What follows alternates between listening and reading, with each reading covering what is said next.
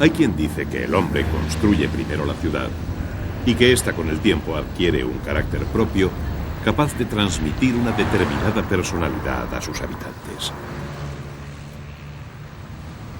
Con la aparición de la civilización, la ciudad pasó de ser una simple agrupación de cobijos a convertirse en un espacio mucho más complejo, un sistema que interrelacionaba el paisaje urbano con sus habitantes.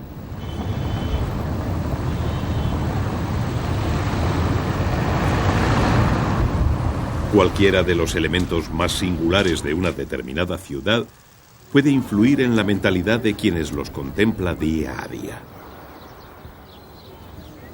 La personalidad de los habitantes de Ámsterdam sería diferente sin vivir rodeados de sus canales.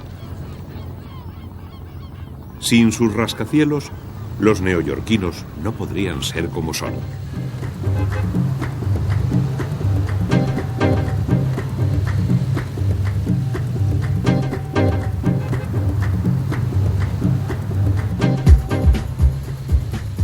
Pero no siempre son grandes obras arquitectónicas lo que confiere una determinada personalidad a la ciudad.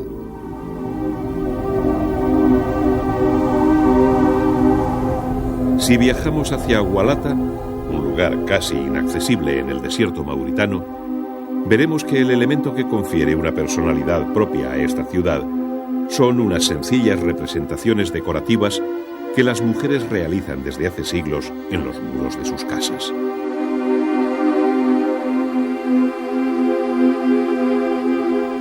Al verlas trabajando delante de los muros, te asaltará enseguida una pregunta. ¿Es la ciudad en sí misma la que influye en sus habitantes para realizar estas originales creaciones? ¿O son los propios habitantes los que de una forma inconsciente pretenden crear un determinado tipo de ciudad? Desde que fue fundada, Hualata se ha visto en la necesidad de huir del avance del desierto. A lo largo del tiempo, la arena ha cubierto una y otra vez sus casas. Cada nueva generación ha de construir sus viviendas unos metros más allá de donde se situaban las antiguas.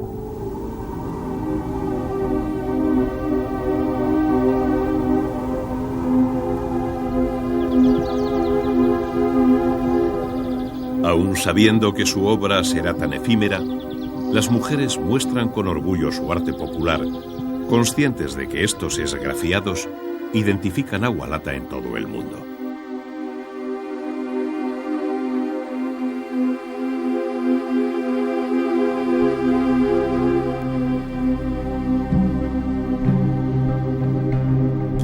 A pesar de su indudable originalidad, resulta inevitable apreciar semejanzas evidentes con el clásico estilo ornamental del arte islámico. Un estilo ornamental que, como siempre, identifica a la cultura de la que ha surgido. Podemos encontrar unos rasgos básicos de este estilo en cualquier edificio musulmán, desde la península ibérica hasta Malasia.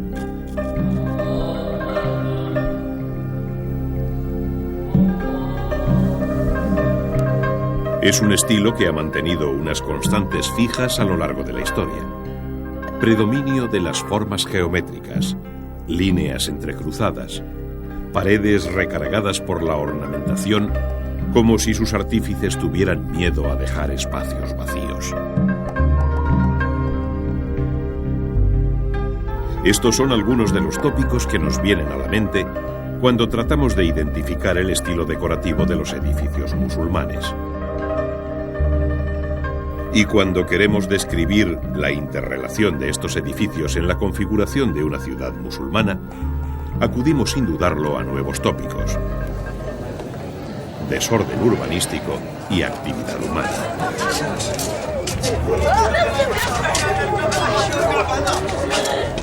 La primera sensación que sentimos al visitar los barrios antiguos de las ciudades musulmanas es la de que hemos penetrado en un mundo complejo en el que nos vemos rodeados de una desproporcionada actividad humana. Pero si te es posible visitarla detenidamente, prestando atención a las relaciones que se establecen entre las personas y los edificios, esa perspectiva cambiará. Si te dejas llevar por la curiosidad que te asalta en cada esquina, verás que el desorden es solo aparente, que la estructura de una ciudad musulmana obedece a un esquema preconcebido. En realidad, existe una compleja normativa urbanística que se expresa tanto en leyes escritas como en una serie de reglas aceptadas popularmente. Estas normas configuran una forma diferente de entender la ciudad que ha funcionado satisfactoriamente durante siglos.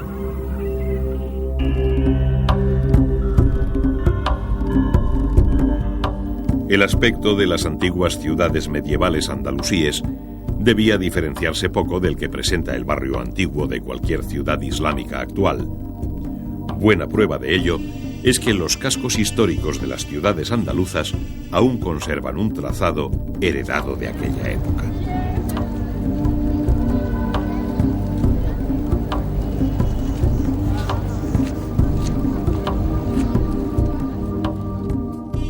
La localidad onubense de Niebla fue una de esas ciudades andalusíes que adaptó su personalidad a cada una de las culturas que las habitaron. Cuando se produjo la conquista musulmana, los árabes conservaron el trazado urbanístico romano que ya existía. Al recorrer su casco histórico, observamos que en él existen dos grandes calles que se cruzan transversalmente en una plaza. Parece claro que este esquema responde a una configuración urbanística romana basada en dos ejes llamados Cardo y Decumano. Estas dos calles principales confluían en un espacio llamado Foro. El Foro se convertía en el centro de la vida pública. Ahora en su lugar encontramos los restos de una antigua mezquita. Los musulmanes conservaron el trazado romano, pero lo adaptaron a su nuevo concepto de ciudad. Aprovecharon el foro para ubicar la mezquita principal, que de este modo se convertía en núcleo alrededor del cual debía crecer la ciudad.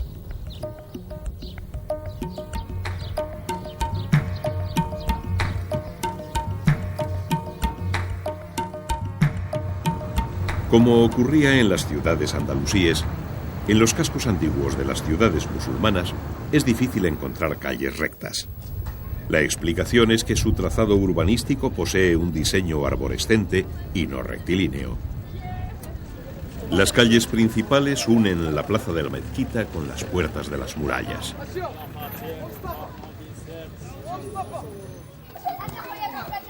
De estas grandes calles nacen otras secundarias, de las que a su vez surgen otras cada vez más estrechas que acaban desembocando en calles de paso o callejones ciegos. Este intrincado trazado urbano, surgido a partir de la plaza de la Mezquita Mayor, es llamado Medina. La Medina es el núcleo de la ciudad musulmana.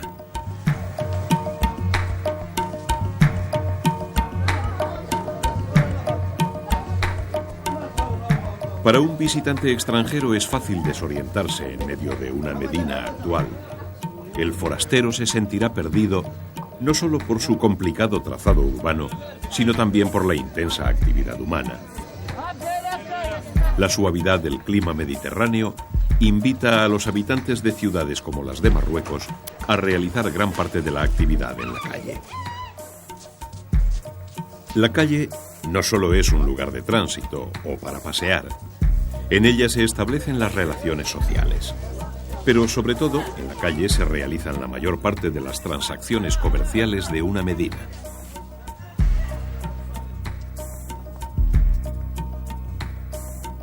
Dentro de la calle, los mercados o zocos constituyen las zonas más activas. Aquí es fácil encontrar artesanos realizando su trabajo a la puerta de sus comercios o incluso en la misma calle. Sus locales son al mismo tiempo talleres y tiendas. Lo normal es que los diferentes artesanos de un mismo gremio se agrupen en determinadas calles o en barrios propios.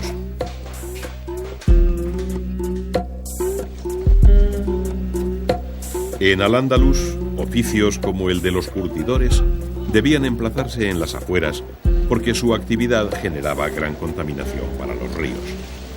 Por esa razón, eran llevados a los arrabales, barrios que se situaban fuera de la Medina.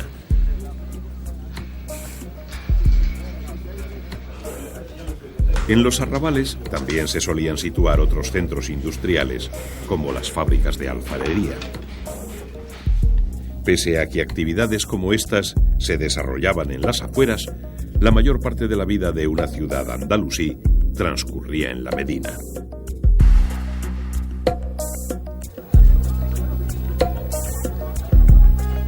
La Medina estaba dividida en numerosos barrios. Uno de ellos era la Judería o barrio judío. En Fez, a la judería se le llama Mellah. En Al-Ándalus, las juderías estaban formadas por conjuntos de casas cerradas alrededor de un patio.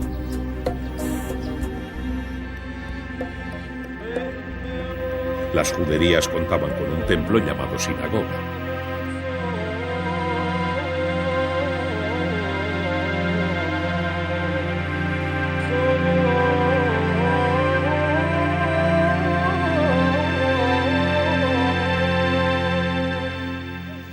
La Medina de las ciudades medievales contaba con murallas propias, al margen de las demás zonas de la ciudad. Asociado a estas murallas, existía un recinto militar que se emplazaba en un lugar fácilmente defendible, normalmente un altozano junto al lecho de un río que le servía de foso. Era la alcazaba de la ciudad. Las ciudades costeras contaban con un puerto que en ocasiones estaba dotado de atarazanas para construir embarcaciones.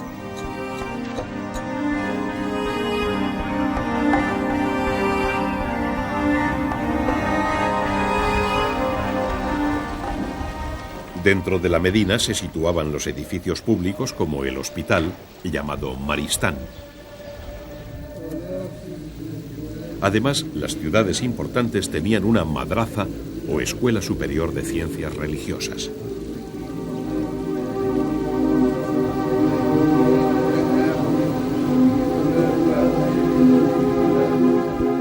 Las madrazas siempre han sido construidas en relación a una mezquita importante. La mezquita es un edificio omnipresente en toda ciudad islámica.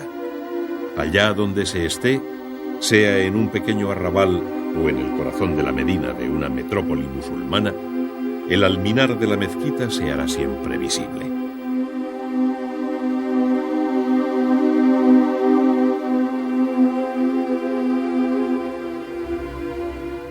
También asociados a la mezquita están los baños o hammam.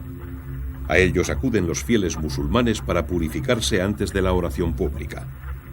En Al-Ándalus era normal que los comerciantes visitaran el hammam para relajarse tras la dura jornada.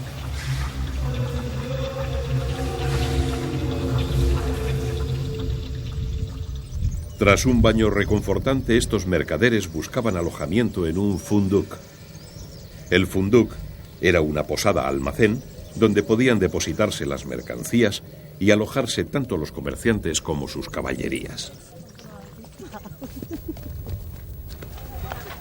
En la civilización islámica, la calle es considerada un bien común, abierto a la libre circulación de transeúntes y mercancías.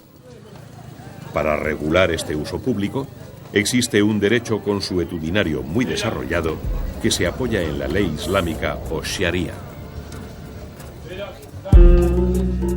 Pero en Al-Ándalus la ley protegía también la intimidad de cada familia. Existía una norma según la cual no era lícito que dos puertas estuviesen enfrentadas en la misma calle. Quedaba prohibido también la construcción de una ventana desde la cual fuera posible ver el patio de un vecino. Leyes como estas servían para proteger las viviendas de miradas indiscretas. Pero si tienes curiosidad por conocer el interior de una casa andalusí, lo mejor es visitar el Museo Arqueológico de la localidad murciana de Cieza.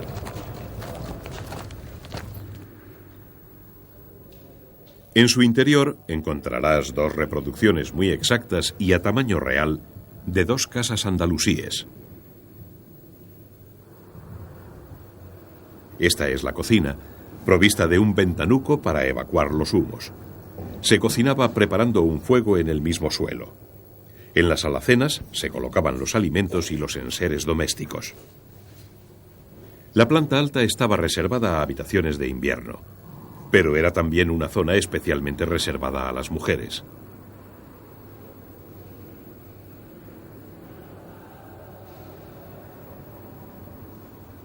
Estas casas reproducen dos de las más de 700 viviendas catalogadas en el cercano yacimiento de Siasa, una antigua ciudad andalusí.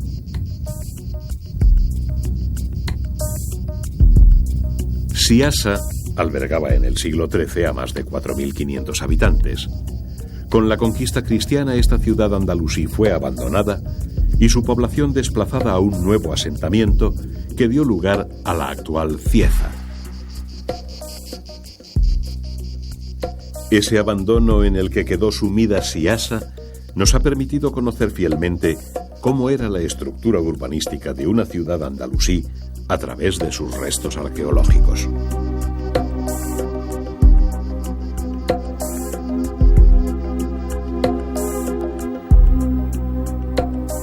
Para la arqueología actual, la informática se ha convertido en un valioso instrumento. En la Escuela de Estudios Árabes de Granada existe tecnología muy avanzada con la que, por ejemplo, es posible recrear virtualmente el interior de una vivienda andalusí.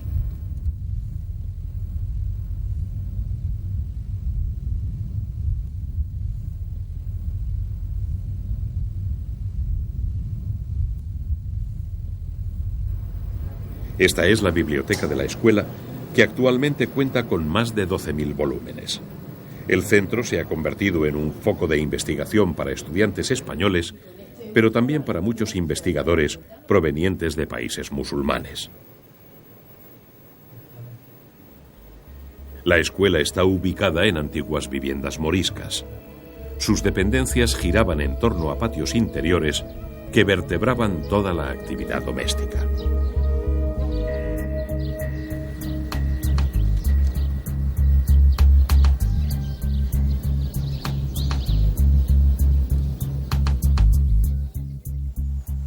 En Granada todavía es posible encontrar casas andalusíes habitadas como la que posee el arquitecto Carlos Sánchez en la Carrera del Darro.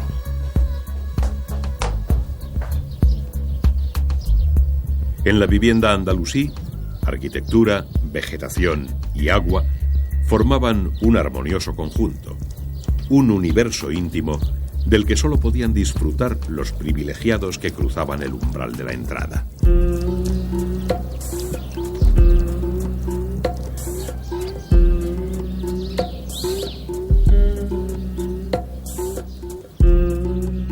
La casa andalusí miraba al exterior con discreción, buscando panorámicas parciales del entorno que la envolvía. Un balcón del piso superior se convertía en mirador privilegiado desde el que se observaba el exterior sin ser observado. Esta antigua vivienda andalusí se encuentra en el Albaicín. El viejo barrio árabe de Granada conserva en su trazado urbano una configuración heredada de época islámica.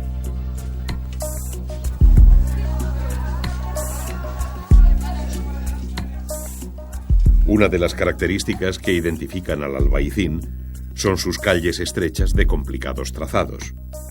Paseando por el Albaicín, encontramos sobrias fachadas que encierran seguramente mansiones grandiosas. Por encima de los muros encalados aparecen los característicos tejados. Los tejados de las casas del Albaicín están recubiertos por tejas árabes. Esta teja troncocónica es llamada árabe porque probablemente fue introducida tras la conquista musulmana de la península.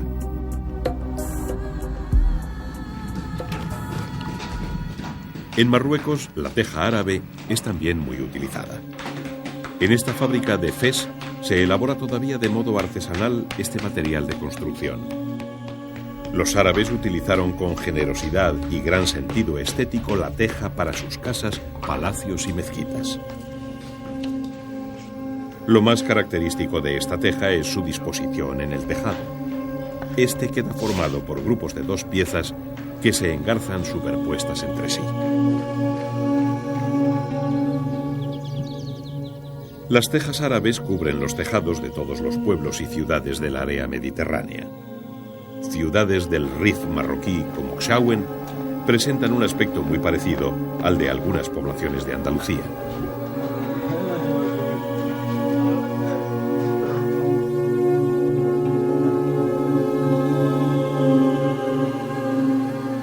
Sin embargo, el aspecto urbano de muchos de los núcleos rurales de las zonas más áridas del Magreb es bien distinto.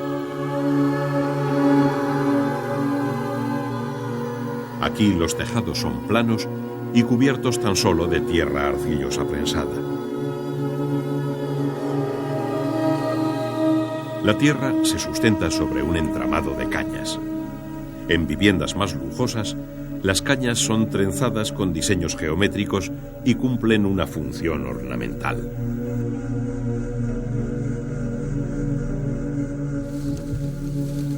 En viviendas más humildes, el entramado es sencillo y se limita a cumplir una función práctica.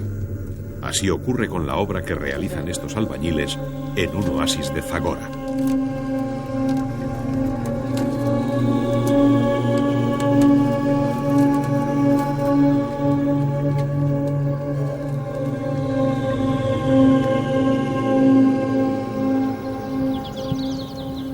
Las viviendas de cubierta plana del Magreb son muy similares a las que se pueden encontrar en la Alpujarra. Los especialistas han encontrado entre ambas zonas grandes similitudes. Ello hace pensar en un hipotético traspaso de la técnica desde el Magreb a Al-Ándalus. Las lascas de piedra caliza constituyen la base de estos tejados. Sobre las lascas se extiende una capa de launa, masa de arcilla magnesiana de color gris que tiene propiedades impermeabilizantes. Así queda formado el techo o terrao. El paisaje rural de la Alpujarra sería inconcebible sin sus terraos.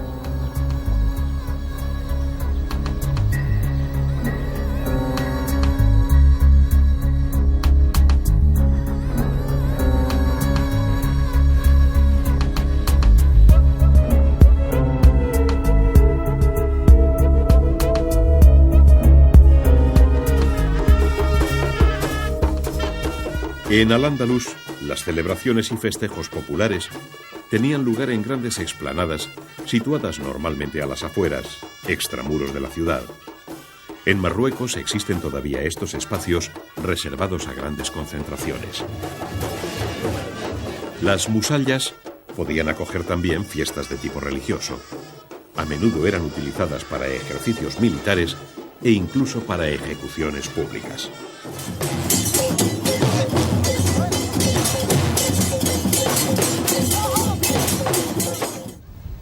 Al igual que las musallas, los cementerios se situaban siempre en las afueras de la ciudad y aislados por razones higiénicas.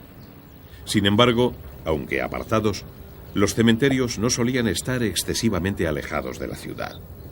Eso permitía visitar las tumbas dando un corto y agradable paseo. Entre los musulmanes es costumbre acudir a los cementerios al salir de la mezquita una vez terminada la oración del viernes a mediodía.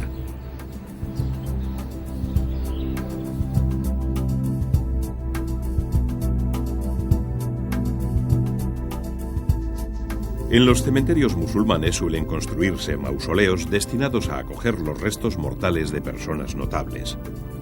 Estos mausoleos suelen presentar una característica arquitectura. Lo normal es que estén formados por una cúpula sustentada por columnas que pueden estar unidas o no por muros. Son las llamadas cubas. Las cubas pueden ser erigidas también fuera de los cementerios, sobre todo si están dedicadas a la memoria de un hombre santo. Esto ocurre en todos los países del Islam y ocurría también en Al-Ándalus.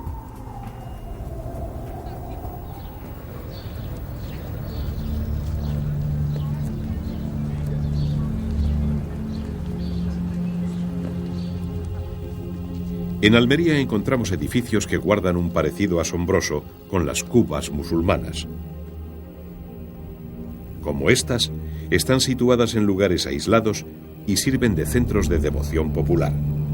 Aunque en este caso, los fieles que acuden a ellas no son musulmanes, sino cristianos.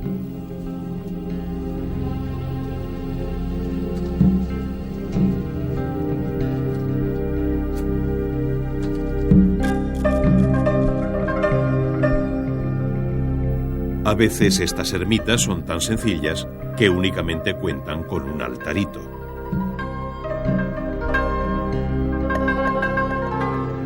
La construcción ha quedado reducida a 4 pilares y la cúpula. Resulta asombrosa la similitud de estas ermitas almerienses consagradas al culto cristiano con las cubas musulmanas. Encontramos aquí un punto de contacto más entre el urbanismo del Magreb y Al-Ándalus.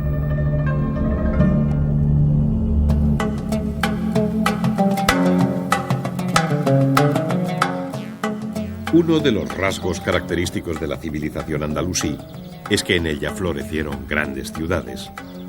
Cada una de estas ciudades impregnó con sus peculiaridades el carácter de sus habitantes, determinó sus relaciones económicas, conformó claramente los espacios donde debía desarrollarse la actividad pública y la vida privada de aquella perdida cultura.